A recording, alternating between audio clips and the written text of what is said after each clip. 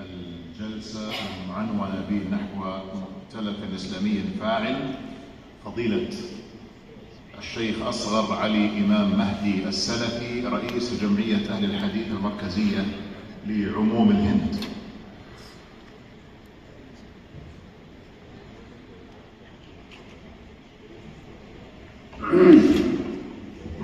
السلام عليكم ورحمة الله وبركاته.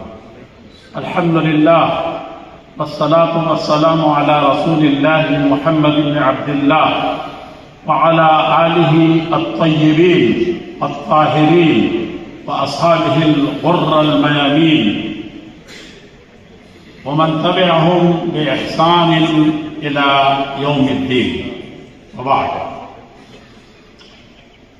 فانطلاقا من قول الله عز وجل: واعتصموا بحبل الله جميعا ولا تفرقوا واذكروا نعمة الله عليكم إذ كنتم أعداء فألف بين قلوبكم فأصبحتم بنعمته إخوانا.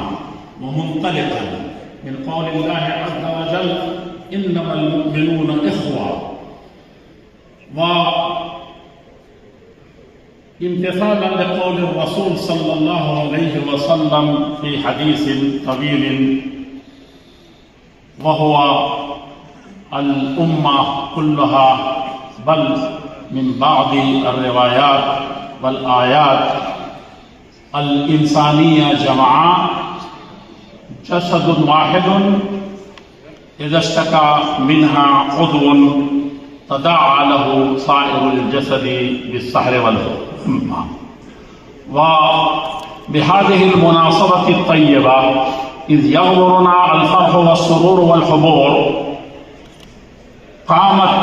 حيث قامت رابطة العالم الإسلامي، رابطة الجيش، قوية الهمة، رافعة الرأس، لبث الأخوة الإسلامية بين المذاهب الإسلامية الموجودة الآن.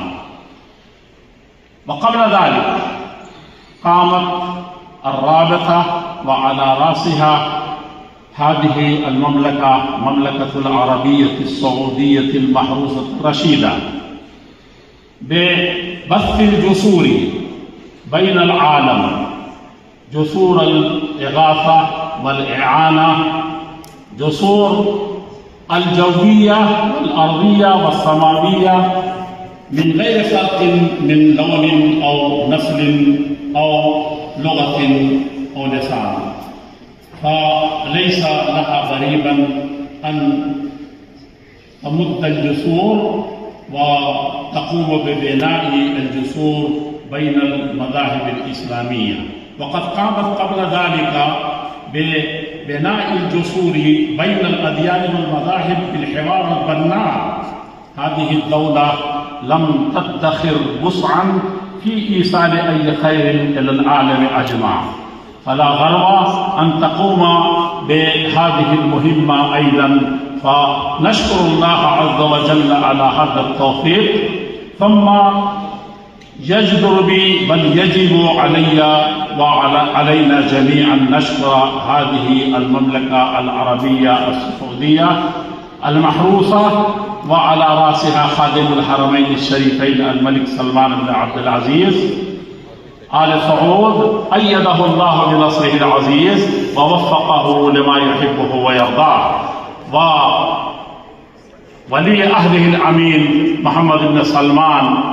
ولا يفوتنا جميعا أن نشكر الأمين العام، معالي الأمين العام لرابطة العالم الإسلامي، وهو الشيخ الدكتور محمد بن عبد الكريم العيسى يحفظه الله، التي أتت هذه الفرصة الثمينة برؤيته الصادقة والثاقبة. فنحن الآن في بقعة مباركة لا مثيل لها، وفي خير زمان، وهو شهر رمضان الفضيل المبارك.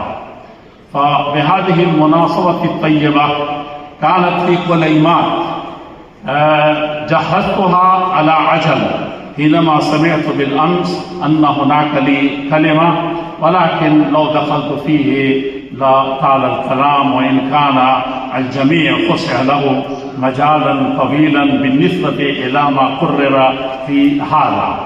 فقد زاد 3 أضعاف بعض الأحيان، ولكن أرى الوجوه كلها في هذه الليالي الفضيلة تتطلع إلى عبادة أخرى، ولعل فيها للأمة وللاجتماع وللائتلاف، ونحو خاصة في بناء هذه الجسور، ونحو ائتلاف نحو مؤتلف إسلامي فاعل.